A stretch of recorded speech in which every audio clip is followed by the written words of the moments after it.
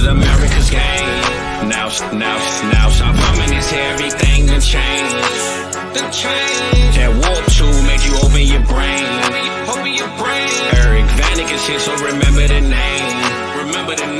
Hey, he got the waiver wire for the week. Tell you who to start and who to give a seat. Dropping the podcast every week. You know the knowledge is elite. After the show, we gon' hold a Lombardi. Celebrating like we throwing a party. This the blueprint and I know they gon' copy. How my intros always go the hardest, cause this is America's game.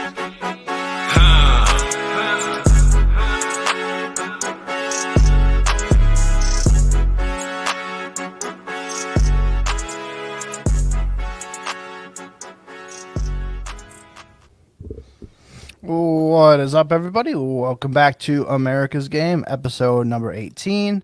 I am your host, Eric Vanek, and you can find me on Twitter at Eric Vanek NFL. Follow the show at America's Game Pod as well. And once again, joined by my co-host, Mike. Mike, what's going on, man? Your Eagles got a big win this week. Sure did, man. I was told they were going to be on a losing streak. It ain't happening yet. We'll find out this week, though. They play the 49ers. That's going to be another good game. Fizzle out here telling lies. Yeah, if they go, I mean, Jesus. Think about it, Eric. If they go on this run where they beat the Dolphins, they beat the Bills, they beat the 49ers, and then they beat the Cowboys in 2 weeks, holy Santa Claus shit. Right. Yeah. Is there any question about who the best team in the NFL is at all? No, there would be none at that point.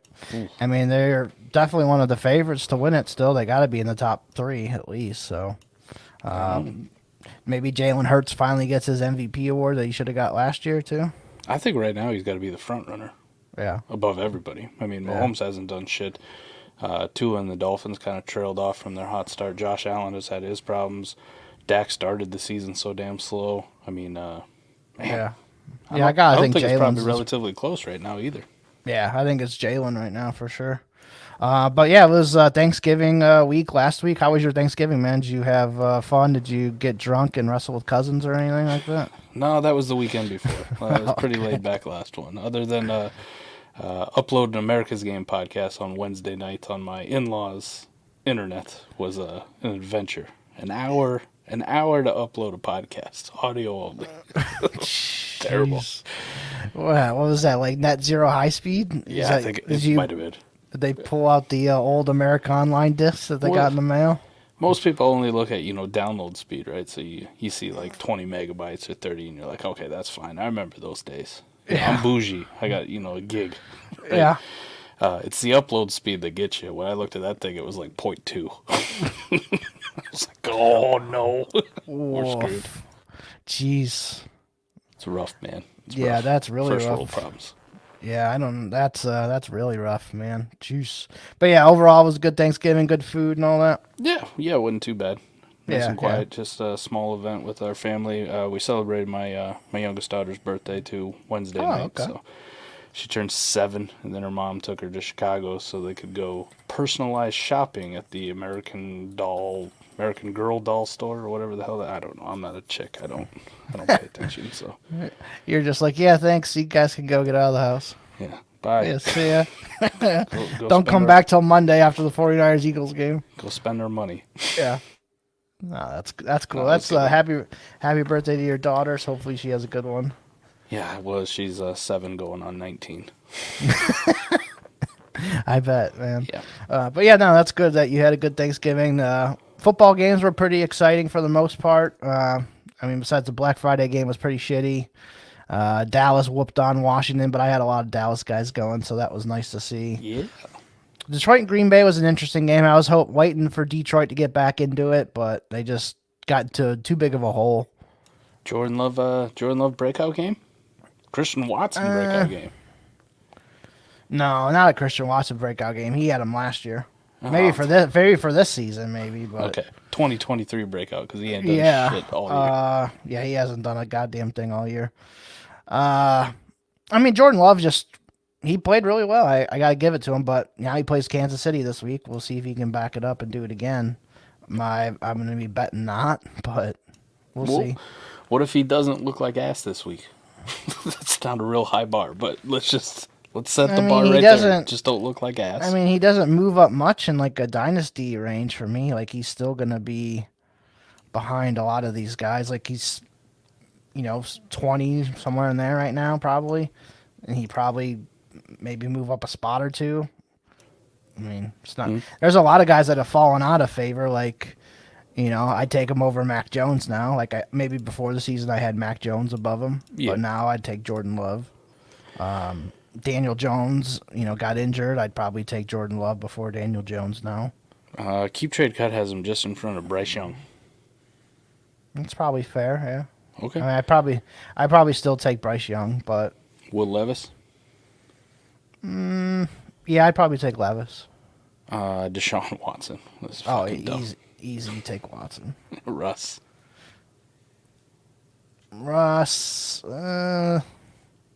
Yeah, I'd probably still take Russ. I mean, it's in that range. It's a coin flip. Yeah. The rest of them is ho-hum. Kirk Cousins is injured. Baker Mayfield is Baker. Yeah, I'd take him over Baker. Josh Cousins. Dobbs. Yeah, I'd take him over Geno. Dobbs easy. Over Kenny Geno. Pickett.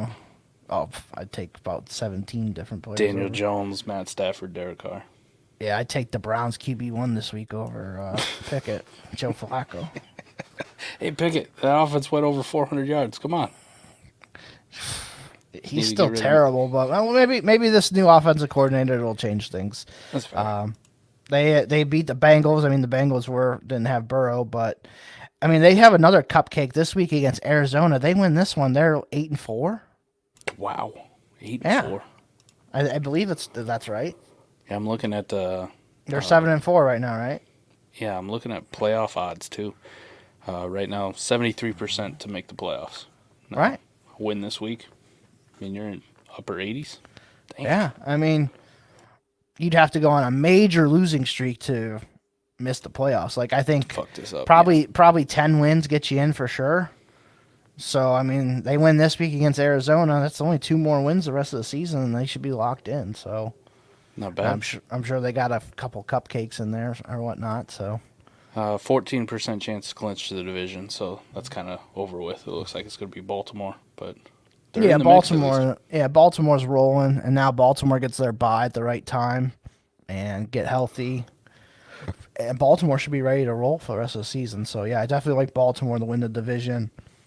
Pittsburgh's got a really good shot though to make the playoffs and go one and done. Would you, all right, before the season, if I would have told you Kenny Pickett was going to be ass and like the whole dynasty fantasy community would hate this guy by week 12, would you also predict that the Steelers would be in this position, almost a lock to make the playoffs? I remember, I haven't looked at them yet, but I know this one for a fact. When me, you, and Adam did our prediction show at the beginning of the season, I was the only one that had Pittsburgh in the playoffs as a wild card. Now I expected Kenny Pickett to be playing like preseason Kenny Pickett when he was lighting it up, but no, I didn't expect this. But hey, maybe this offensive coordinator change is definitely what they need. Who knows? Shot in the arm, man. Yeah, that Chris Boswell clip is going to live rent free in my head too. Oh yeah, yeah. It wasn't because of fucking you or whatever it was. Yeah. So for those of you who don't know, go look it up. But Matt Canada's like congratulating a player as they're walking into the locker room right after a win, and Chris Boswell's following him. You hear him say, "It's not because of fucking you." Believe that or something like that. Yeah, damn, that's harsh. Yeah, that was really harsh. And then like the next day he gets fired. Oh, it's right up there with the Kellen Mond, Mike Zimmer thing. Right. Yeah, I you want see to see him Kellen every Mond day. this week? Why? I see him every day. That's awesome. Oh man. All right. So obviously, we're getting into playoffs for our fantasy seasons. So I kind of wanted to talk to you about how are you preparing going into these, like, usually it's probably the final 2 weeks here. Week 15 will start our playoffs for most leagues. So how are you preparing about it? How are you looking at trades and moves and all that kind of stuff? What are you looking for? Really trying to just tighten my roster up. This year I've also tried to be better about holding draft picks for a couple of reasons. This 24 class is fucking the greatest thing I think I've ever seen in my life, like dynasty career. I'm excited the more and more I look at it. So, usually we just kind of throw away these late first, like they're, it's a late first contender. Let me go spend it for, I don't know, Jacoby Myers, right? Just using it as an example. Like that type of asset. It'll help me on my championship push. And this year, like, I really want to win championships, but I also just don't want to throw the thing away because I know come April and May, this is going to be a hell of a pick, even if it's the 111, 112. Now, if it's the 112, I probably won't give a shit as much, right? Because you got a championship out of the deal. 111, 110, that hurts. But the bottom of my rosters, how much best ball I do, Eric, just trying to make sure that I'm tightening them up. I'm not taking a whole lot of zeros. If I have guys that are injured that have dynasty value, at least exploring to see if I can move them for some pieces. And just trying to make sure we don't have any hiccups heading into the playoffs. And then also, like fab, trying to be very cognizant of my fab budget. Because I know once we get into these playoffs, whether it's lineup or whether it's best ball, I want to make sure that I got the hammer. Like I have the ability to break a tie with whoever I'm competing with that week to, block them from getting a quarterback or block them from getting to that spot start running back that they may need. So I think this is these last couple weeks here, my good contenders, that's what I'm doing. On my bad contenders, the ones I'm fighting for my fucking life. Like every week, it's just like, come on, boys. Come on, can you do it again? I know we started 1-5, but we're here. We're here. I'm trying to pep talk them. I fired my offensive coordinator, went with a different guy. We'll see if he can get it done and carry us over the hump. So it's kind of a mix, but just generally as a contender strategy, just tighten it up, locking things up a little bit here before we actually get into nut cutting time. Yeah, for sure. I mean, you got to definitely, explore getting some of those like smaller pieces that aren't worth too much for the rest, for next season, but that could be worth a lot for the rest of the season. Like Zach Moss is the one that comes to mind right now, with Taylor probably missing a couple weeks or whatever. If you could pick up Zach Moss here for the stretch run, I think that's a well worth play. Even if you have to give up a late second to get Zach Moss, I think I would go ahead and do it because of the value he's going to bring you the rest of the season. I think is going to be second to none. I mean, there isn't anybody else going to be touching the ball there. I mean, sure, Trey Sermon's there, but he's going to get like 3 carries. It's going to be all Zach Moss receiving, rushing work, all that. And in that kind of space right now, he's super valuable. I mean, look at what Kyron Williams just came back and did off of the injury list. We were, debating on whether to start him on Sunday, and I was a little worried just because of a chain did the same thing, and the chain came back, got hurt, screwed you if you started him. If you started Kyron Williams, I did in a few leagues I sat him, and those leagues that I started him, he got me like 40 points. I mean, he was killer. So you do need to, like in these best ball leagues too, like you got to be so cognizant of the guys who are scoring points that nobody really gives a shit about right now. We had a discussion in the Discord today, which I kind of laughed at because this guy I think is kind of just ass. But when you look at it, like Jalen Tolbert for the last 5 weeks, Eric, if I just look at the warp tool, for best ball purposes, don't do this in fucking lineup. Don't pick this guy up in lineup. I can tell you that much. But for best ball purposes, if for whatever reason he's sitting on your waivers, like a deep best ball, you should have him. He's a top 60 wide receiver in warp. And even if you did some quick math, 12 teams, you had 5 wide receivers each. Like that's a threshold wide receiver in best ball. Like that's a dude who could enter your flex or your wide receiver 3 spot on any given week. So like those are the kind of gems also too. Like I'm using the warp tool. I probably sat at work, not actually doing work for an hour today, just looking at warp and looking at the different positions and kind of doing these arbitrary cutoffs, these thresholds, and going like, who's a top 36 running back within the last 5 weeks that, may be on waivers or maybe just hanging out, or shit, I could go throw a 4th at somebody and they'd be ecstatic to get a 4th. Like, this dude sucks ass. Here you go. Take him. But that's the kind of little stuff that you should be doing right now. Yeah, I haven't, kind of just thinking in my head, like there isn't, a lot of my leagues at least, there isn't these guys on waivers at the running back spot pretty much all season that have been like available to pick up. Like maybe early on the first week or two there was a couple guys, but since then, man, like every week I go through my waivers and look at the running back spot and I just skip over it so quick because there's just nobody out there that's even getting touches that even matter to me. at all. Are you finding the same in your leagues? Yeah, especially for lineup leagues. Like the running back Yeah. position's just so hard to find anything that really matters. So if you're Right. gonna add running backs here, it's gonna be through trade. And I can tell you, don't be scared about it too, because there's a lot of teams out there who are on the opposite side of the coin. I got a lot of rebuilders, Eric. Like, and I'm Mm. still rostering some guys that I know have dynasty value, and I'm like, fuck, I can't believe nobody's offering me a third or a fourth for this guy, or Right. fuck it, just take him, right? Like, I Right. don't want to cut him because I know somebody will pick him up, and I feel like I just burnt some value. And even if I get a fourth or a fifth or something like that, I mean, we want to think every fourth or fifth rounder is going to be the next gem, but I think if we do enough research, shit, you'll be able to identify every now and then, a Puka Nakua type, and you're like, shit, I'll take him everywhere, and if he turns out to be something great, if he don't, I don't give a shit. Like, I'm just going to cut this guy, but like, don't be afraid, man. Don't be afraid to just hoard these fringe kind of guys, right? These guys just on the bottom of the barrel where you go, fuck, maybe next week it changes. Maybe next Right. week he's the starting running back and get most of the touches. So try to do a little future casting and don't be afraid to throw around some of these fourths or fifths too on these contending teams. Like there's some rebuilders out there that will take them for sure. Right. Like just get them off because we're desperately trying to remove these players from our roster. Yeah, I mean, if you look at like Devin Singletary, that might be a guy like Zach Moss, how I mentioned earlier. Yeah. You could probably get those guys for like a third, maybe a late second. Gus Edwards, players like that. Alex Madison, guys like that you can maybe get for fairly cheap. Like I know on a couple of teams I have like Joe Mixon. Like I'll give up Joe Mixon for like almost any second right now, and that's a big name still. Yeah. Well, like what happens too? Just think about some guys too that are unsexy. I mean, you talked about Gus Edwards. Like, not a lot of people are going to buy Gus Edwards coming off of 5 fantasy points when like so many other people did stuff. Keaton Mitchell, people are raving about his snap share and touches and yada yada yada. But what happens in 2 weeks if Keaton Mitchell pulls up with a hamstring, right? And it's like, shit, now the Ravens actually really do need Gus, and we go right back to him getting 50-60% of the work. And this is a guy that you're buying on the low. So you're like, I don't want to spend a third for a guy who's coming down.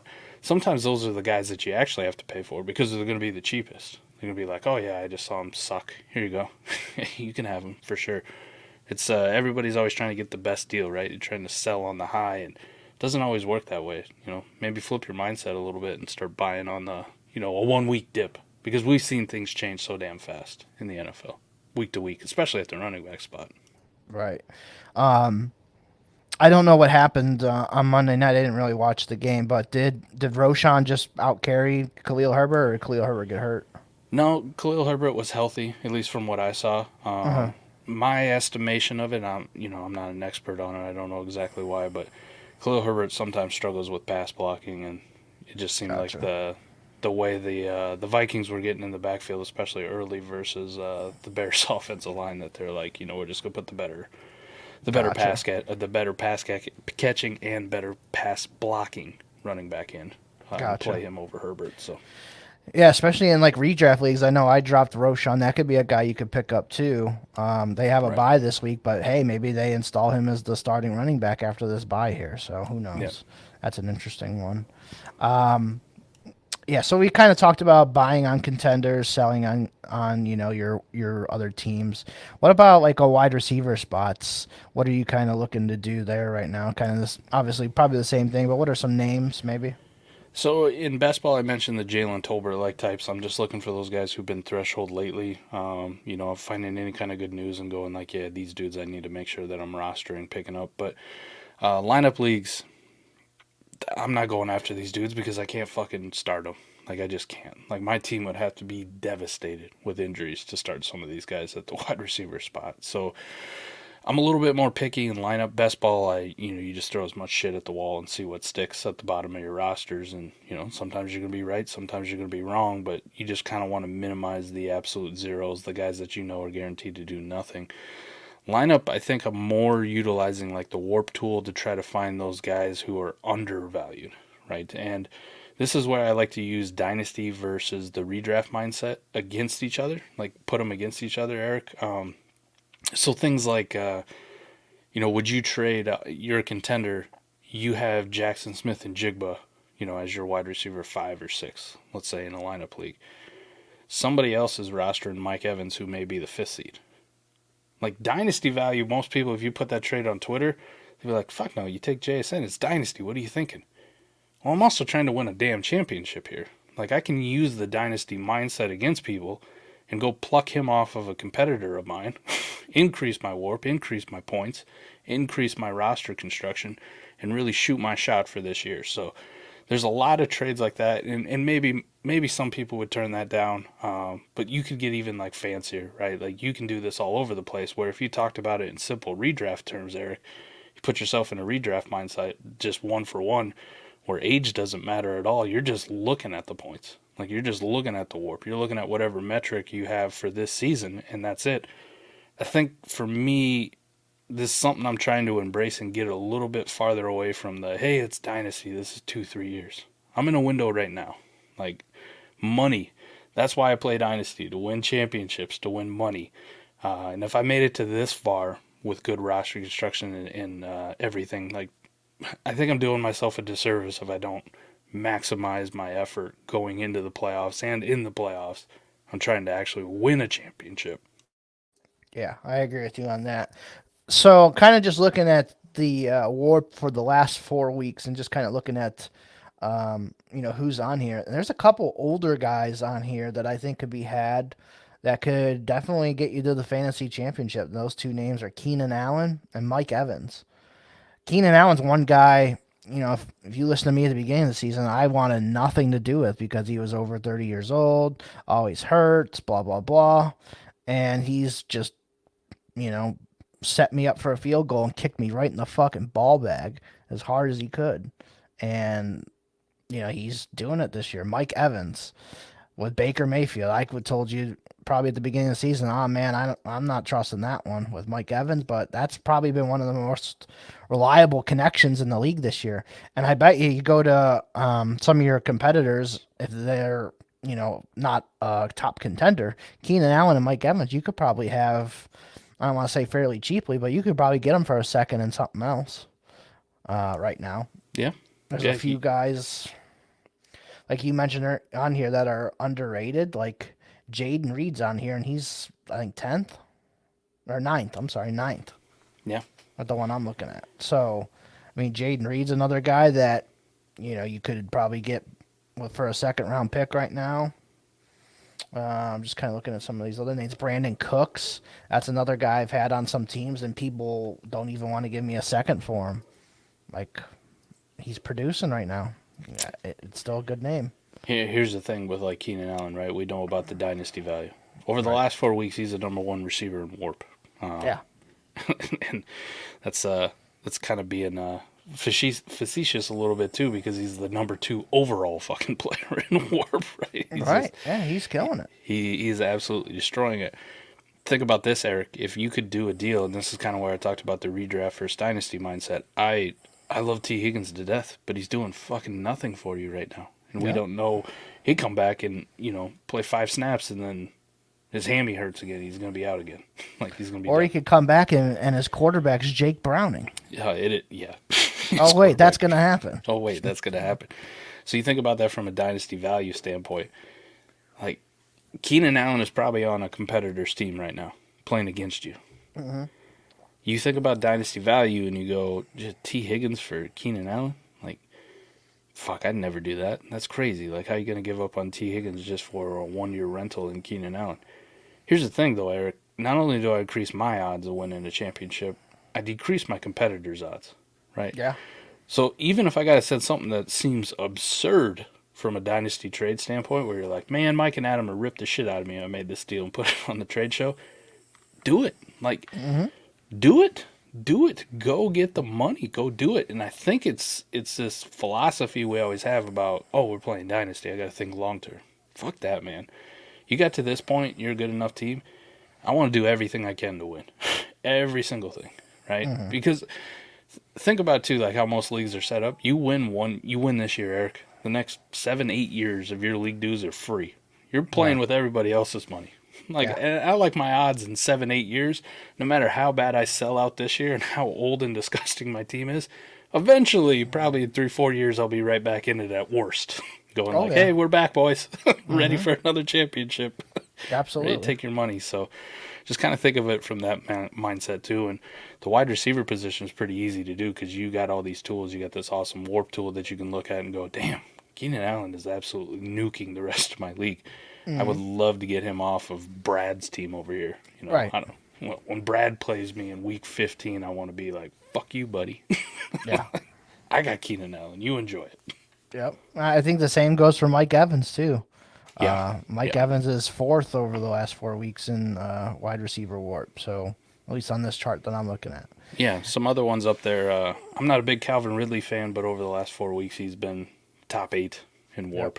Yep, for the and wide then receivers. just donate $20 on the Start Sit show Sunday morning to have Mike just ridicule Calvin Ridley, and he's gonna have a big game. That's right. And then whatever running back you ask me who should start, just go with the other one.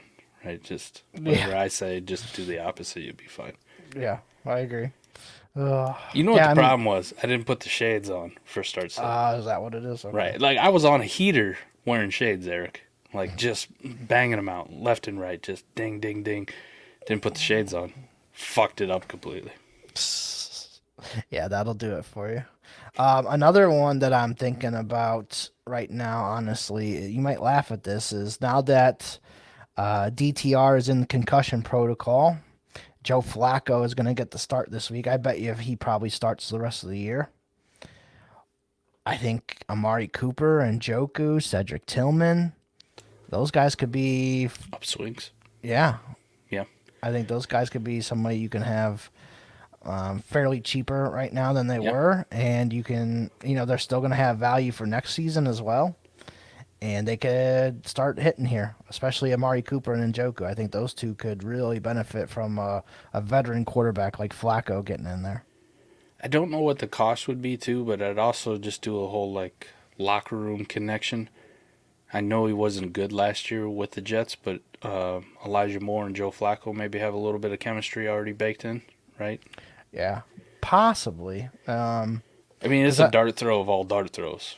Because when Flacco was playing, Elijah, I don't remember if he was doing very good. I don't think he was, because I think he got pissed off because that's when Garrett Wilson had the 15 targets in week 2 or 3 or whatever last year, and that's when he started to get pissed off. Just a speculative buy. I'll see how bad he is, too, on Keep Trade Guide, how much they hate him. I'm sure. 70th player, wide receiver 60. Yeah, that's about right, probably, for how he's performed this year. He hasn't had that game-breaking superstar type stuff that he showed in his first year. That first year with the Jets when Captain Mike White was just targeting the shit out of him. Speculation buy. So he's 170. Some other players kind of in that range that would have cost you, like a Chig Okonkwo. Fuck that. You can have Chig. I'll speculative buy Elijah Moore all day. Exactly. Jonathan Mingo. Yeah, I would buy Elijah for that. Greg Dulcich. Oh, Dude's Jesus not Christ. even playing for you. Yeah. You still got him. Treylon Burks. Yeah, he's right there with Quentin Johnston. Yeah. Schoonmaker. Barely playing. Tank Bigsby. Fucking terrible. Tutu Atwell. Best ball only. Yeah.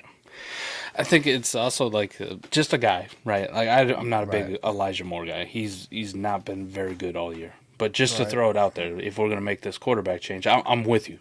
Fully endorse the Amari Cooper, the David Njoku. I don't know if I could get on the Cedric Tillman train just because he just hadn't done a whole lot all year. Besides, Well, he's played the most snaps last week for them. He didn't do anything all year. He was on injured reserve there for a little bit. But since they traded Peoples-Jones, it's been the whole, Tillman's been the man out there running the same exact routes, snaps, and all that DPJ was doing. So Fair. Tillman's out there. I think that could be a sneaky guy that you can get thrown in the trades, and especially in a best ball league, he might end up playing in your lineup a week or two here with Joe Flacco. All right. Speculative buy. Yeah. I just spitballing though, maybe I want to make a move where I swap one of those guys we were talking about that are, next to nothing, right, and still carry some dynasty value for the upside play of an Elijah Moore. But you could do the same thing with Cedric Tillman for the same thing. Or fuck, go try both of them, see what happens. Right? Okay. Maybe in a couple weeks you find out that, Cedric Tillman really is the dude. Like he's the number 2, and he's getting all these deep targets from Joe Flacco airing it out to him. So Right. But definitely Mari Cooper, David Njoku, buying both those guys off this downswing of this last week. Yeah, you got to make sure Cooper's actually playing this week too, because I know he did leave with a rib injury, so I don't even know if he's going to play this week, to be honest. So just kind of keep your eyes on the practice reports there. Another thing I wanted to ask you about too is I know you are one of the types, you're holding on to your first round picks until you have all the information in front of you. I would say we're pretty damn close to that point. So Yeah. what are you looking to do with your first now, if you've held on to it this long? It's not necessarily like I'm waiting for all the information. Most of the leagues I play in, Eric, are no trade deadline. Like, I don't think there should be a trade deadline. I don't give a shit. If you want to sell your soul to the devil, this is where it's dynasty does come into play. Like, if you really want to sell out and, completely nuke your team for the dynasty future and then inevitably come up short in the championship, by all means. Like, I will fully take advantage of that as a rebuilder. So I never have trade deadlines in my league. I think it's more a strategic thing where I want to hold on to it because as my competitors start pushing theirs in, right, there comes less and less. And there's going to be a lot of rebuilding teams as they keep getting knocked out first round of the playoffs, right? Fuck, I thought my team really had a chance. Well, I'm sitting at home. Well, maybe I got this. Maybe I had Keenan Allen. Maybe the guy had Keenan Allen at the time. Hey, does anybody want Keenan Allen of your last 4? Well, who's the only dude left with the first? Just bring your Keenan Allen on over here, buddy. I'll give you the first for him. But I'm also going to need something else. Like, I'm going to need another piece. Well, he's worth that. We'll go get it for one of the other 3. Oh, that's right. The other 3 teams don't have their fucking first. So I'm the only one offering it. Bring it on over. Yeah. So it's more of that kind of like strategy and leverage too. Like as people get eliminated, if you're still the guy holding the pick, like you still got that trump card. Like you get to play that whenever. So a little bit like being at the casino, ain't it? Like I got this chip. I just don't know when to play it. Right. Now, what if you're in a trade deadline league? Let's say as soon as the playoffs start, week 15, that's when your trade deadline is. Yeah. Any different strategy? Yeah, if I'm been holding up here, I'm getting a little bit more aggressive in shopping around. Like, I still want to get a good deal. But I also don't want to miss the window of being able to utilize that chip, right? I don't want it to run out. Now, it's still going to be a good one long term. So, I'm not just going to get bent over in front of the rest of the league and get exposed because I was desperate to find one more piece for the playoff run. But I'm getting a little bit more antsy and nervous as this trade deadline approaches. Like, man, I hope I can push this thing in here before it's a little too late. Do you have like certain positions that you like to focus on with those? Is it like, do you want to get that hammer tight end and make sure you go and get it, or do you want like make sure I'm getting running backs that are, the focal point? The tight end would be my least because I'll just find these shitters anywhere. Okay. Really? I mean, so it doesn't, having that tight end advantage though doesn't matter to you that much. Like having like obviously this year it's kind of been all over the place with the injuries, but let's say if TJ Hawkinson keeps doing what he's been doing, he's probably like the hammer tight end of all hammers right now. So I'll pull up the word. I got a pretty heavy tight end premium league from the sense that it's, you get a tight end premium and it's a start 2 tight end league in a lineup league where those guys really do matter for most people. But in general, Eric, like for this season for the tight end position, Travis Kelce hasn't been Travis Kelce. Mark Andrews is hurt. Sam LaPorta's been nice, like a nice find. It's really like TJ Hawkinson just kind of leading the way, and then every now and then George Kittle has a spike week. Right. And then every now and then George Kittle does fuck all. Right. And the 49ers offense does fuck all. So they really haven't been that good. Even in this league, right? TJ Hawkinson, lineup league, number 1 tight end in Warp here. He's just kind of barely sneaking into the top 10 overall for Warp players, right? But his price is going to be way more than just a single first. People go, it's Mm-hmm. 2 tight end league with tight end premium. Right. I'm good, man. If I got to spend that, like, I'd much rather, like we were talking earlier, like Keenan Allen for the entire season is almost doubling TJ Hawkinson up in WARP and cost that same price. Same price, right? And this is a much bigger advantage to me to get a Keenan Yeah. Allen on my team, but people don't realize that. So Right. that's also kind of how you have to utilize WARP for your league specific to see what really matters. And I'll say most of my leagues, tight ends really don't matter that much, even if they're the good ones. So I avoid them. Really, Okay. I'm not really That's like trying fair. to feel like I'm just a tight end away. Now I'm probably like a Keenan Allen or a Mike Evans away, or an overpay for a Christian McCaffrey for this playoff run, like that kind Right. of hammer. Or the other thing, adding depth and just making sure that my quarterback room is solidified, because we've seen these fucking guys go down left and right, and I don't want to be left holding my dick when, Justin Herbert, who I've been relying on, pulls a hamstring or tweaks his knee and is going to miss a game or two in the Right. playoffs. So make sure that I at least have a good option in a lineup league that I can like slot in and go, okay, we can get by. The rest of my team's good. I just needed to shore up that QB3 spot. Right. Okay. Yeah, that makes sense. I mean, I always looked at it as, if I have that number one tight end, I just have a massive advantage. But like you said, Keenan Allen's been doubling up on him, so maybe that's an even bigger advantage if you're getting a guy that's doubling up TJ Hawkinson. So that's a good point. Yeah, like Sam LaPorta in that league, he comes in at the third tight end. And we can agree Sam LaPorta's had a good season, really good season. I mean, you're Right. tight end 3 in WARP, you're like, oh, okay. He's a 48th ranked player. Yeah. Like total in WARP, Yeah. which is, And that's with the premium and all that. right, like Chris Olave has not had a good season, still outproducing him in WARP. And there's not a bonus for wide receiver catches. Right. And there's a million wide receivers out there, and he's still better in WARP. So generally, I think this was probably, I had a feeling going into this year that I'd probably come out on the fuck them tight ends like spectrum. And this season, especially without Travis Kelce, being a god like he has been in the past, and actually having that second fiddle tight end like that Mark Andrews to push him, Kyle Pitts his rookie year, like those kind of dudes to be up at the top, and you just go, I don't really care. Right. Like, let me just, I might get by with a Jonnu Smith at times. Right. Like, you're not going to outscore me that much at the tight end position where I'm going to hurt, because you're going to have just as many bad weeks throughout the season and in the playoffs. All right, and then kind of looking at running backs. So I'm just the one that I'm looking at for the last 4 weeks. It's a 12 by 11, 30-man roster, 6 passing touchdown league, lineup league. So I'm just going to kind of give off the top 10 right now of the running backs. This is by WARP per game. So Rashad White, Christian McCaffrey, Brian Robinson, Jalen Warren, Saquon Barkley. That's your top 5. Obviously, Jalen Warren, Brian Robinson, Rashad White. I didn't think any of those guys would be up there, but here we are. 6 is Josh Jacobs. 7, Jahmyr Gibbs. 8th, Joe Mixon. Scott Connor, take note of that one. Joe Mixon, 8th, WARP per game. Devin Singletary, 9th. Ramondre Stevenson, 10th. So a pretty interesting group of names there. And I think the only one there that I would consider like the hammer, it'd be McCaffrey, like you were mentioning. He's the one who's got that really safe floor, right? Like with the Right. rest of these guys, you can see. We just saw a Jalen Warren week where it was like, meh, you know what Yeah. I mean? Like, he had 3 really good weeks out of 4, and then the 4th one was, damn it, Rashad White.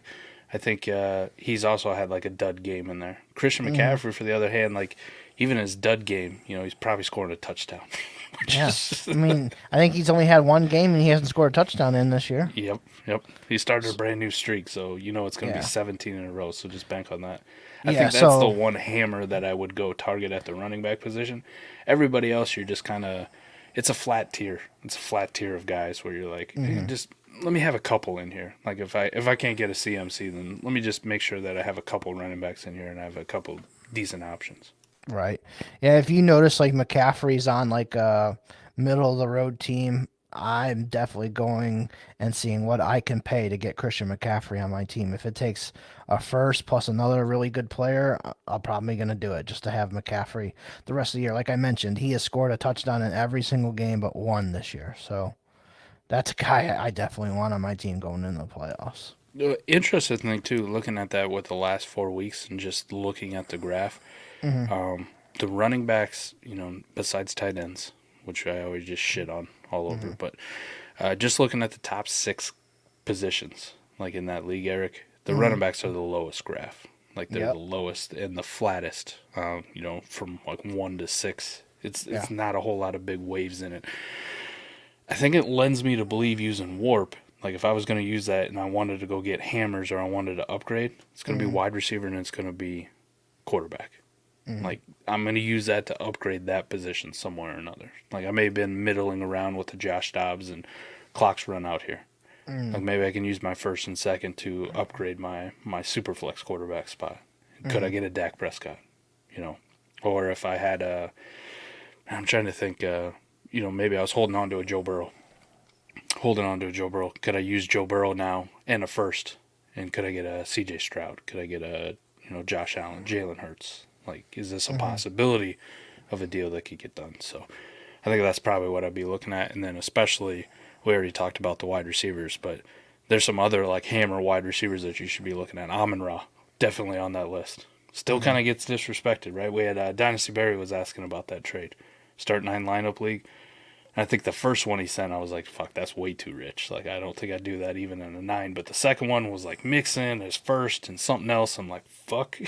Even though Joe Mixon made your list of running backs at 8, you can tell me I can get a top 6 wide receiver for that in Warp? Right. Hammer. Done. My first, Joe Mixon, and whatever the fuck else you want. Right, for sure. Send it. So I think those should be people's focus here. If you're looking to upgrade your roster here right at the end. Quarterbacks and wide receivers. And then, like I mentioned also earlier, too, I kind of want to target the guys that I know are the guy in their backfield. So kind of, a couple of guys that come up on that list, Barkley, Josh Jacobs, Joe Mixon, Austin Eckler. They're not really using Josh Kelly anymore. Kyron Williams is another big one that I wanted to mention. Kamara, they're really not using Jamal Williams and Kendre at all. Derrick Henry, they still use Tajay, but it's not as bad. Pacheco is another one that I really like too because McKinnon's been hurt. Clyde Edwards-Helaire came in last week, had 2 runs at the goal line, got fucking stuffed. Then they got him out of there and finally gave it to Pacheco so he could score. Getting those types of players are guys that I want to get right now that are just the focal points of their offense if I can. It's crazy too if I look at it. There's Brian Robinson. He's got .544 WARP for the last 4 weeks, and he's RB3. Looking at Breece Hall, who's RB21, there's only a .2 of a WARP difference in those 4 games between RB3 and 21. Right. Just kind of emphasizing how flat that tier is. You look at like wide receiver 3 over the last 4 games has been CeeDee Lamb. Heater. 0.9, Eric. Like almost doubling up that RB3. And then I go down to 21 at the wide receiver position. Oh, baby. DK Metcalf at 0.3, right? Like wide receiver 21 is almost equal in what RB3 is. Just to kind of emphasize the point. Like, right. These wide receivers, I think, are definitely the ones that you kind of want to look at. And running backs, I think you can just kind of get some dudes. Like, just get some dudes in. And I'm with you. Just get some dudes that you know are going to be the feature of their backfield, right? Right. Derrick Henry doesn't seem like the sexiest name, but you look at Derrick Henry's schedule for the fantasy playoffs and you go, fuck me silly. He's getting the carries. Right. And, I can see a scenario. He gets the Texans twice, who historically he just fucking nukes and murders. So why not? He's getting the carries. And if I miss, and he's just average Derrick Henry, kind of like we've seen all year, for the last 4 games, he hasn't been that much different than the guy at RB3 and Brian Robinson, who's been tearing it up for Brian Robinson purposes. Right. Yeah, that's another good one, too, that you brought up. So I'm kind of just looking at some of the other names on here from wide receivers. Like Michael Pittman's one that stands out to me, too, as a guy that I would love to have because I think he could be, a 10-catch-per-game guy the rest of the season. DJ Moore's been doing really good with Fields back. DJ Moore would be another one I would maybe consider. Rashee Rice, man, I think his star is only going up and up and up. Like, he's just been smashing. So I think I don't want to say he's worth a first, but he's getting close. Man, quarterback's even worse, buddy. Yeah, I mean, we could look at the quarterback position here real quick. Which is funny because I don't know like how much you paid attention to Adam and I sometimes, but it felt like I was constantly talking to Adam on Sunday recaps or on 4D. Like, man, doesn't it feel like the quarterbacks just can't get this shit fucking going yet? Like they've just been like a down year for quarterbacks, and I know we got injuries, and for whatever reason, there was actually more injuries at this point last year, which it doesn't feel that way. It feels like this has been the worst year I've ever seen for quarterback injuries, but here we are. The last 4 weeks, though, like these warp difference makers at the quarterback position, they're just going like, hold my beer to everybody else. Like, we're going to take this shit over. I mean, if you look at the top 4 players, 3 of them are quarterbacks, right? And then the graph just dips so damn much when you get down to some of these other guys. Like, Russ is having a good year from warp standpoint. Points per game, he's having some good games, but he's a .279 warp, Eric. I go to QB3, Josh Allen, he's a .986. Yeah. Like, that is a massive, massive drop-off to a guy who's, QB 14, 13. I don't know where the fuck I saw Russ. 18, sorry. 18. Here's one that's shocking to me. I guess I just haven't realized he's been so shitty lately. Lamar Jackson. Fucking on this list that I'm looking at, Tommy DeVito and Baker Mayfield are ahead of him in adjusted warp per game. Whoa. And warp per game, just looking at it regularly, Baker Mayfield's ahead of him for the last 4 weeks. Still. Yikes. Yeah. Not very good. Yeah, I didn't realize that Lamar had been doing that bad so far. And he got buoyed this last week by 2 Zay Jones touchdowns. Can't carry him. Yeah. But yeah, I mean, just looking at quarterbacks, like looking at the top guys here, C.J. Stroud, Josh Allen, Jalen Hurts, those are 2, 3, 4. Jordan Love is 5th, surprisingly, on this list that I'm looking at. Sam Howell, Justin Herbert, 6, 7, Purdy, 8. Trevor Lawrence, who's been really good the last 2 weeks, is 9th. Baker Mayfield's 10th. Mahomes, 11th. Lamar, 12th. Number 1 on that list by quite a bit is Dak Prescott. Yeah. Yeah. Dak's been on an absolute tear. Heater. He has been on the heater, that is for sure. Do you think that's something too? You would talk about playoff pushes here, but maybe securing some of these stacks, so these double hammers, right? Yeah, like you may have a Dak, CD. You may have a Dak, but like, do you take a DK Metcalf in a first and a second, go try to get CD? I think that's a little too much in my estimation, but I could see somebody doing it for sure to get that stack. I mean, but it's not like Metcalf has done great this year, right? The warp at the wide receiver would tell you that that's probably fair. Like it's you're probably right. Now more I think about it, because if you're thinking I'm going to be the 112 or 111, if I'm giving up that first plus DK Metcalf to get CD Lamb, that's probably about right. Yeah.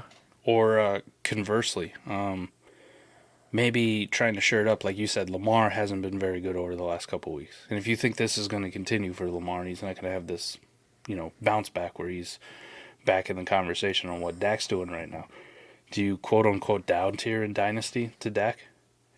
And literally, I would tell you, I think this is something you could do. You could do it straight up if you really needed to, and go like, this is the kind of fantasy title push I want to. Mm-hmm. But I think you could, I don't know, get a second. You could, if you're get one of these wide receivers just to kind of throw into the deal.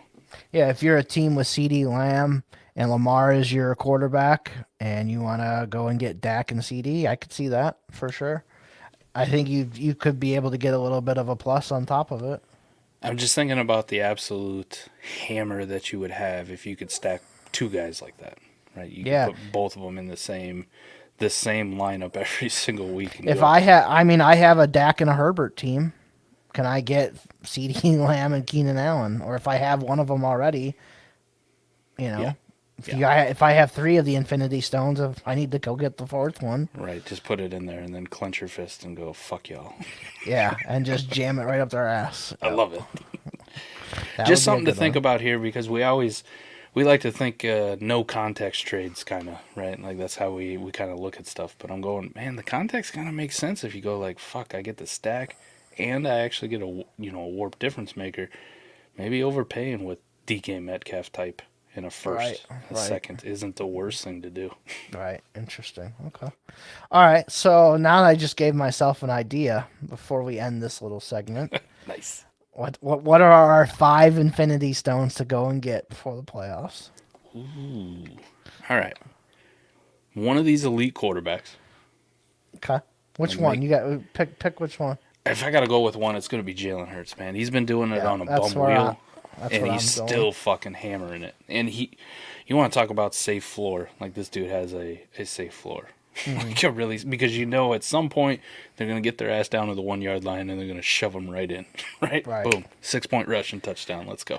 And I talked about this with Scott a little bit this past weekend. Like going into next season, like redraft leagues. Guess what? Mahomes isn't my quarterback 1 anymore. It's Allen or Hurts above him. Just because they're so easy to get these rushing touchdowns that Mahomes isn't getting. Like Jalen Hurts, they get it to the 1 yard line. Boom, he's just push, and he's in. 6 points for you on your fantasy team. And I think there's a reasonable case too. You can just make like I think C.J. Stroud needs to be in that conversation as well with those guys. I mean, what he's doing as a rookie. He's outproducing Mahomes in points. He's outproducing Mahomes in warp. Like, he's doing it as a rookie. And people are like, well, he's got weapons. I'm like, just think about how stupid you sound now compared to preseason. We're like, he ain't got no fucking weapons. It's Dalton Schultz. It's Nico Collins. It's fucking tidy-ass Tank Dell. Patrick Mahomes got Travis Kelce. You guys are stupid. And here we are. And he's doing it. So I'm with you. I don't think Mahomes is the QB1 anymore, and there's no reason to be paying the Patrick price anymore. Right. Agreed. I think he's still an elite tier quarterback, right? But I think that tier is Hurts, it's Allen, it's Mahomes, and I think it's C.J. Stroud. Right. And I agree with you on Jalen Hurts. I think over Josh Allen, he's the guy for me, especially because they're going to be playing in some big games coming up here. The rushing touchdown factor, the rushing yards. The way he's throwing the ball, I'm going with Jalen Hurts. Who would be your running back Infinity Stone? Christian McCaffrey, and only Christian McCaffrey. Yep, I agree with that. That one's pretty easy. And then what about 2 wide receiver Infinity Stones? Since we have to have 5, we'll go 2 receivers and 1 tight end. I give you 2 from a long-term 2 standpoint. The first one's going to be CeeDee Lamb. Okay. Fizzle, don't get too excited. Okay, I did say his name. CeeDee Lamb is on an absolute heater, and this is like he's got some week wrecking ability if you're playing against him. Like he can ruin your fucking week by himself. Right. The other one, Keenan Allen. It's fucking Keenan Allen. Interesting. It's Keenan Allen. The one that I have is a lock you didn't have, so that's interesting. All right, who's the lock? Tyreek Hill. Ooh, okay. Tyreek Hill would be my Infinity Stone. Like that dude's going for the 2,000-yard mark, held by Calvin Johnson for a season. I think he's gonna get it, man. I couldn't believe when I looked at it before last week. He was already at 1,300 yards, and then he just had another 100-yard game, so he's at 1,400 something already, and we still have, whatever it is, 8 games left, 7 games left. The only thing I worry about him is just injuries. Like, he keeps getting nicked up. He leaves the game, comes back in, scores touchdown. That's ridiculous. I don't know. And then Tua. Like, I think Tua's a good quarterback, and he right. But he also just has some fucking moments where you're like, what are you doing, man? Like, I got to try to defend this shit now. Like, I got to defend you as a good quarterback. Like, that was stupid. Right. So why'd you throw that? Like, his 2 interceptions he threw last week. Yeah. I'm going, fuck, man. Jesus, you look like Brock Purdy out here.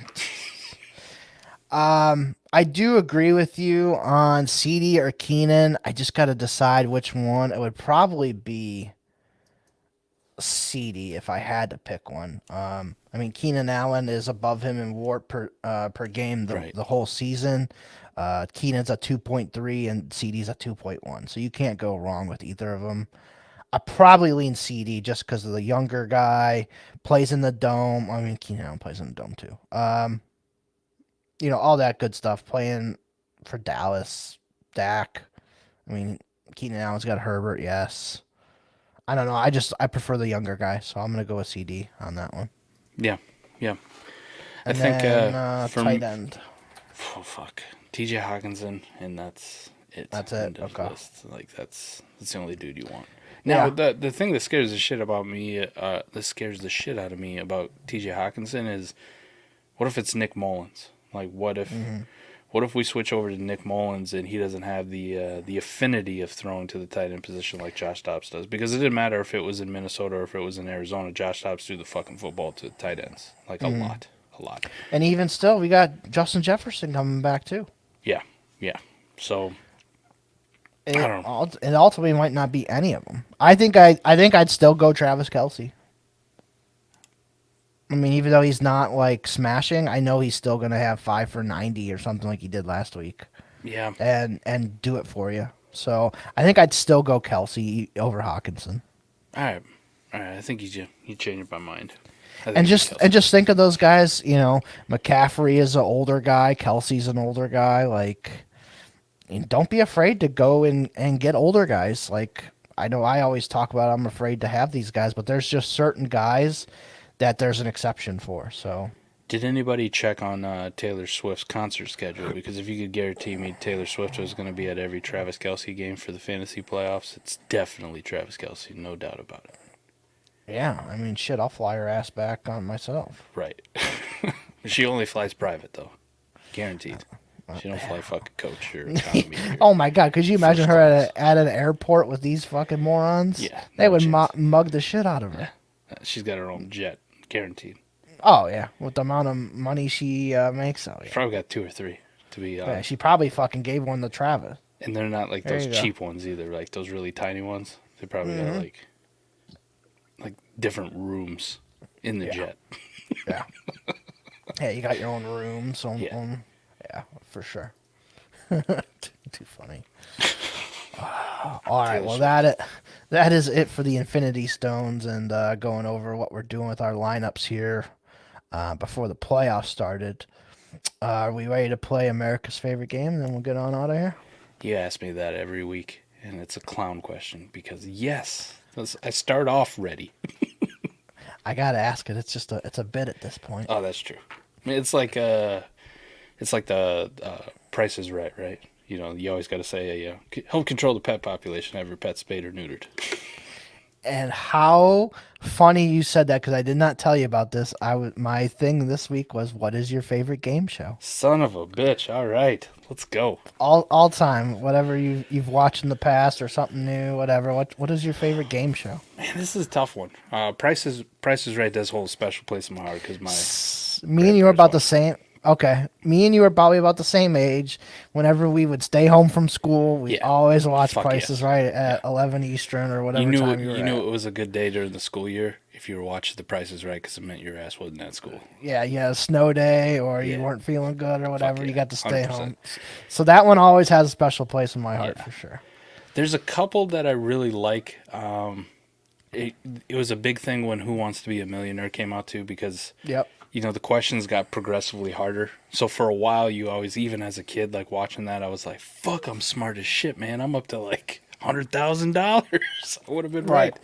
And then they eventually come with like some art question. I go, "Fucking art, damn it!" But how about Pressure Luck? You remember that one at Yes. Yep. all? Okay, Pressure No Luck. whammies, no whammies, no whammies, no whammies. Yeah. Stop. The old school one from like the 70s or Yep. the new school, either way. Yep. They used to have a cable. They might still have it too. I guess I haven't watched it in years, but they used to have like a game show channel, and that used to be on. They still have the it, old yep. ones and the new ones. I Yep. used to watch that shit. It's back on like ABC right now. I think somebody is it maybe Steve Harvey or one of them does it. No shit. It's like on Sunday nights or something. So it's like during football season. Well, nobody I watches don't. it. Yeah, it's true. Like cable television, network, ABC, NBC, CBS. That shit's all dying out too because the only time I watch that is for sports events. Right. anymore. Exactly. Yeah. Like I don't watch it for shows or anything like that anymore. Right. No, those are good ones for sure. Man, Wheel of Fortune's always fun because of all Yep. the stupid people that they get on there. And I Yeah, make fun Wheel of of them. Like, Fortune. how do you not get that? Damn. Oh, what was that? Oh, you remember that crazy British lady? She was very fucking angry. The little redhead. Oh yeah, that's Weakest link. Yeah, weakest link. Yeah. Just Whenever kicking people I always use that meme for my guillotine league. So whenever they would lose, I'd post that GIF. Goodbye. Yep. Oh, I put you are the weakest link. Goodbye, and then Love it. they let them either leave the group or boot them or whatever. I think I'm gonna go with the favorite game show. I'm gonna go with The Price is Right. Just Price the old is Right. standby. Right. There's just too many good memories there. Whether it's with Drew Carey, who I think did a great job taking over, or Bob Yeah. Barker. Right. The Yeah, old Bob's legend. a legend. Plus, Bob Barker's such a badass when he did Happy Gilmore too, just beating the Yeah. fuck out of Adam Sandler. Yeah. Price is They Right, had him on bitch. WWE Raw one time, like their 2010 somewhere in there, as a guest host, and he did a really good job on that too. Nice. Price is Right. Price is Right is probably going to be my answer as well. But some honorable mentions. You mentioned a couple of them. Press your luck in that. So my grandma was always watching Game Show Network whenever I'd have to stay at her house after school and stuff. So that was one of the things me and her did together was just watch Game Show Network. So one of her favorites was Match Game from like the 70s. Do you remember that one? Yep. And where they had all the celebrities up there and they would try and match a word with a phrase or whatever it was, and whoever got it right, they get the points or whatever. That show was always funny, even back in the 70s. I always liked Family Feud, the older versions, and some of the newer versions are all right when they have Steve Harvey was doing it, and then the bigger guy, I forget his name. Oh, I forget what his name was, but he was on there. That was a good one. Another one that I really liked as a kid, and I bet you were probably going to say the same thing, was, do you remember on Nickelodeon they had the Temple of Doom? Yep. That was always a good one. Temple of Doom, yes. They had a couple other ones, and I forget the damn names of them. Oh, yeah, I gotta find But they had like ones with like some video games and stuff on it. That was pretty cool. Double Dare. I loved Double Dare as a kid. That was like, when I was like 5, 6, 7, that was like my shit, was Double Dare. We had you had the Double Dare, you had Guts. Guts, yep. That was another one. Guts. Guts was fun. What Would You Do? Yeah. Finders Keepers, Figure It Out, Legends of the Hidden Temple, Yep. Nickelodeon Arcade, Nickelodeon Arcade, that was one of them, yep. and Get in the Picture. I think that one, I don't remember that one. But yeah, the Nickelodeon had some good ones, but Double Dare, I remember I went to a live Double Dare, they traveled around to different cities, and they had one in Cleveland, and I went to that as a kid, so that was pretty cool. Does American Gladiators count? Fuck yeah.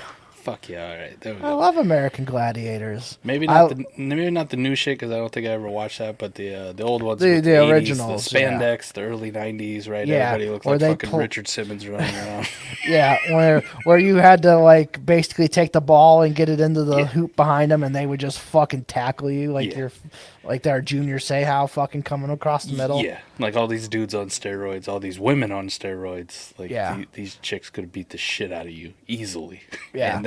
and then the most cruelest one is they had that tennis ball thing, right? That was my favorite. Fuck, man. I couldn't imagine getting pegged by those because those things were fucking whizzing. They weren't just lobbed in there. They were fucking moving. Yeah, that's for sure. Yeah, that was another good one.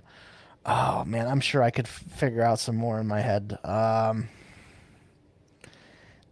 Okay, another one. Me and Scott always loved this.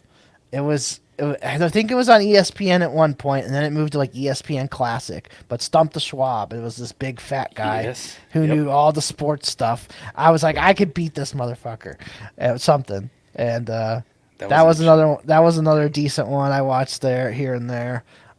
Comedy Central, Win Ben Stein's Money. Remember that one? Yes, I do. That's a good one. Memory lane here. Yeah. It wasn't really a game show, but one of my other favorites. I didn't even know what Ben Stein's claim to fame was outside of that, because the only other thing I knew him from was the fucking Clear Eyes commercial. Or Ferris Bueller. And he was the teacher. That's true, but I always knew him from the fucking the Clear Eyes commercial. Right, Clear Eyes is awesome, and that's where I learned about Jimmy Kimmel the first time because Jimmy Kimmel was the host. Yep. Good one. Another one that I always really liked as a kid, but I don't know, they stopped doing it for whatever reason. But do you remember on MTV they had the Rock and Jock softball games? Yes. And then they did basketball for a little bit too, but the softball games were so fun when they did those, and they had all the celebrities and musicians and all that. That was another cool one. So, Price is Right is my favorite. I do still kind of like some. They're not really. I don't know. They're more in the line of like contests and like game shows anymore, but it's the Alone series where they just take them out into random fucking spots and then just drop their ass off and go, here you go, whoever makes it the longest wins. Right. Like some of these motherfuckers are like Alaska and bear country, and these grizzly bears are like hunting them, and I'm like, this is a fucking game show now. This is the fucking Hunger Games. Let's go. Now, two more I have to mention that were two of my favorites as a kid, and still would be if they were on TV. Supermarket Sweepstake. You ever watch that one? Yes, dude, and I love guys' grocery games because of it's just the same thing, right? I haven't watched that one as much, but the old one with the Supermarket Sweepstakes back in the day, that was always like must watch for me. Yeah. And then the one that was on after it was Shop Till You Drop. I never understood why I like Supermarket Sweep or Shop Till You Drop. You know, they give them the carts, and you get to just run around at the end. And whatever you get, like value-wise and money, that's what you get to keep. Plus whatever you put in your cart. I don't understand why more people just didn't fucking run down there and just stick your arm right in a fucking shelf and just like snowplow that motherfucker in there. Right. And then go grab another fucking cart and just hit the next row. Just get a cart. I never saw anybody do it. Jesus Christ. Like go over to the fucking turkeys or the fucking hams and just fucking pile them all in there. I'm going to buy 35 hams, ma'am. That's a one of Yes. Yeah. Could you imagine what it is today? They'd put in like 6 things into their cart and they'd already be at $100. Yeah. Oh, you would want to see the inflation fucking Supermarket Sweep, the 2023 version. Holy shit. Yeah. Oh, okay, ma'am. Your bill comes to $6,700,000. I just go right over to the milk aisle and just start putting gallons. Jesus Christ. Shit's liquid gold, buddy. What you do is you go over to the potato chip aisle because it's like $6 a bag for Ruffles right now or something crazy. And you could smash them down so you can get more in your cart. Yeah. Doritos are like $6 a bag. I'll just go over the chip aisle and throw those all in there. Jesus. It's insane. Inflation Supermarket Sweep. Let's bring this baby back. I want to see these prices. Hell yeah. What made me think of this topic, though, is on Netflix they have the new Squid game show that's going on right now. Just popped up this week. So I watched the first 5 episodes. I still got to watch the last 4. But it's really good, man. I really enjoy how they've done it so far. So the Squid Game game show on Netflix right now, if you haven't seen it, definitely worth a watch. Do people actually die? No. So what they do is they have like black ink packs. So if you red light, green light's the first game. Yeah. If they get caught moving, their ink pack goes off and you fall to the floor like you died. Yeah. Simulated. So, but yeah, so like they do it modern. So like, these guys get food every day. They get to use the bathroom whenever they want. They get to shower and brush their teeth and all that stuff whenever they want. So it's like more modern, but the games and all that are pretty much all the same. And how, you can't kill anybody in their fucking sleep in the middle of the night, obviously, but, right.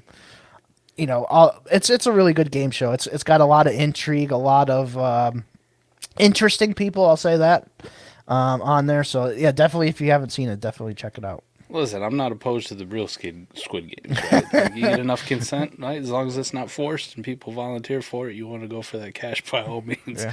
Well, they're playing for $4.56 million in this game, and it's in the same thing. The little piggy bank above them, and every time somebody dies, money comes down. Well, same way I wouldn't be opposed if like Death Race was a real thing, right? With Jason Statham.